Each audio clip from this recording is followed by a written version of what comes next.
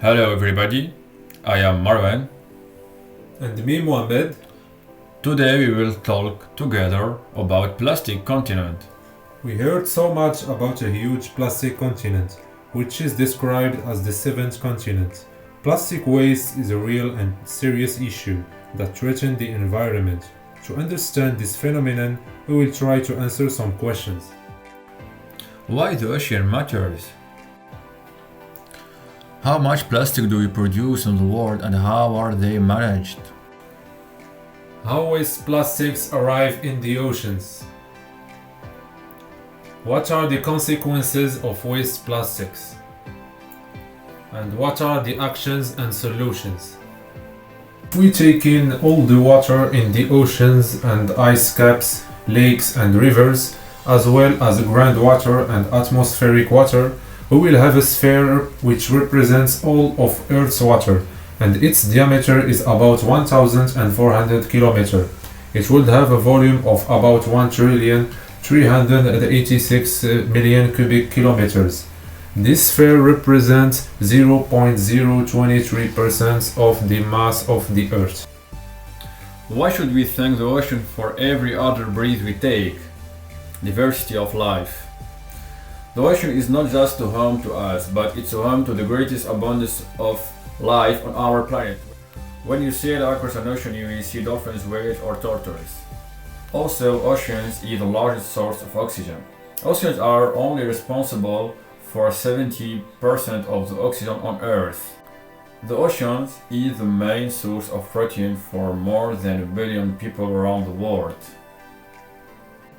Climate regulating. The ocean absorbs the dioxide of carbon to keep the carbon cycle and according to temperatures on Earth in balance. It's like our global climate control system. The oceans hold tremendous amounts of precious minerals such as salt, also precious metals. The oceans hold also huge amounts of energy resources such as oil, gas and petrol.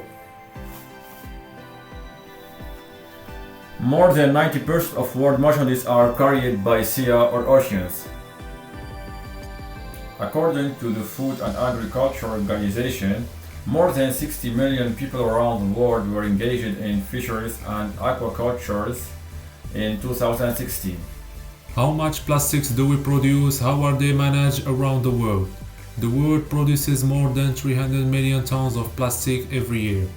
These plastics come in many different forms. Just think about all the plastic items you use daily.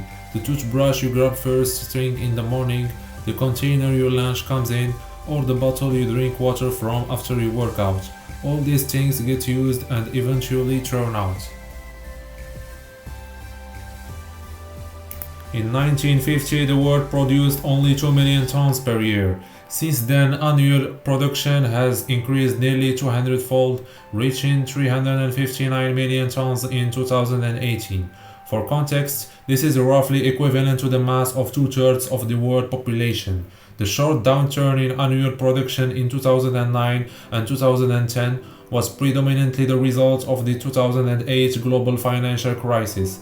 A similar dent is seen across several metrics of resource production and consumption. How all these waste plastics are managed around the world. In the chart, we see the share of global plastic waste that is discarded, recycled or incinerated from 1980 to 2015. Prior to 1980, recycling and incineration of plastic was negligible. 100% was therefore discarded.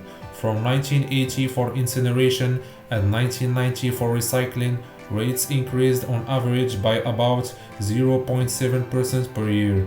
In 2015, an estimated 55% of global plastic waste was discarded, 25% was incinerated, and 20% was recycled. Now we will see how plastic ends up in oceans. After throwing out your plastic grocery bag, it ends up in a landfill and can be swept away by the wind, landing in the river which flows out the sea. The ocean currents may push the plastic bag to a gyre.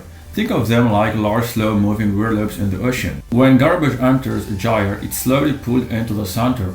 where they form a huge garbage patch, and while the plastic bag gets sucked in, it breaks down in thousands of floating pieces, adding to the accumulation of trash.